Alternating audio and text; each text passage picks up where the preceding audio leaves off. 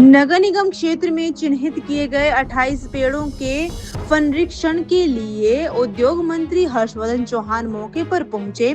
इन पेड़ों को काटने के लिए सरकार से अनुमति मांगी गई है। मंत्री ट्री सब कमेटी के चेयरमैन भी हैं और इसी सिलसिले में उन्होंने ward number 8, ward number 2, ward number 11 और वार्ड नंबर 15 सहित अन्य क्षेत्रों में स्थलीय निरीक्षण किया।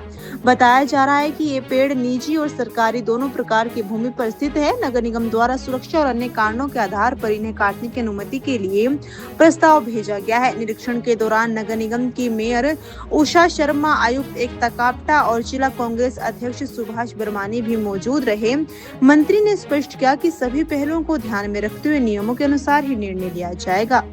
क्योंकि हिमाचल प्रदेश में जो कैबिनेट सब कमेटी बनी है, जिसमें मैं अध्यक्ष हूँ और दो हमारे मंत्री श्री विक्रमादित्य और श्री रणवीर जी हैं, तो जो भी म्यूनसिपल कॉर्पोरेशन में जो पेड़ काटने की परमिशंस है वो कैबिनेट सब कमेटी में आती है। तो हमने देखा पिछले बहुत लंबे अरसे से बहुत सारी परमिशंस की आ रही थी, तो हमने फैसला किया और मुख्यमंत्री जी की भी सलाह थी कि ये एमसीज में हम परमिशंस दे रहे हैं, इनकी हम जो कैबिनेट सब कमेटी खुद इसकी वेरिफिकेशन भी करे, साइट जा कर के भी देखे कि ये जेन्युइन भी है कि नहीं है। तो उस उपलक्ष्य में हमने सारी की सारी ये रोक दी थी, अप्रूवल्स रोक दी थी। और आज सोलन में जो है मैंने 13 साइट्स हैं जो हमारे पास कैबिनेट में आई थी, उसमें से हमने 4-5 साइट्स को आज विज़िट किया है और ये देखने की कोशिश की है कि जो ये रिकमेंडेशन दी है आपकी जो ट्री फेलिंग कमेटी है एमसी सोलन की, कि इन्होंने जेन्युइन भी दी है कि नहीं दी है।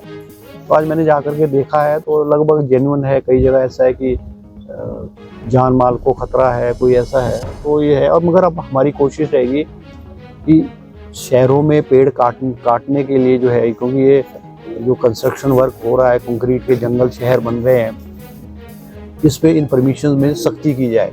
अभी एक जगह मैं गया, जाकर के मैंने देखा है कि वहाँ पे जो रेजिडेंशियल प्लॉट्स बेच दिए गए हैं और बहुत सारे पेड़ हैं वहाँ पे।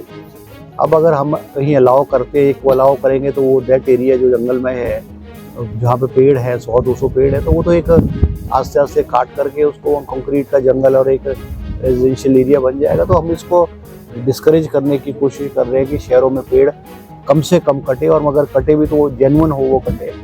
वो रेजिडेंशियल एरिया के लिए अगर किसी का एक आधा पेड़, 1-2 पेड़ कटते तो माना जा सकता है, मगर एक रेजिडेंशियल एरिया के लिए अगर एक जगह पे 5-5, 7-7 पेड़ कटेंगे तो ये तो पॉसिबल नहीं है। तो इसमें हमने कैबिनेट सब कमेटी ने सख्ती की और हम वेरिफिकेशन अभी हमने सोलन में शुरुआत की है, शिमला में भी हम कर रहे हैं और एमसीज जहाँ जहाँ भी है वहाँ हम सख्ती करेंगे ताकि हमारे जो ग्रीन कवर है शहरों में वो ग्रीन कवर बरकरार रहे।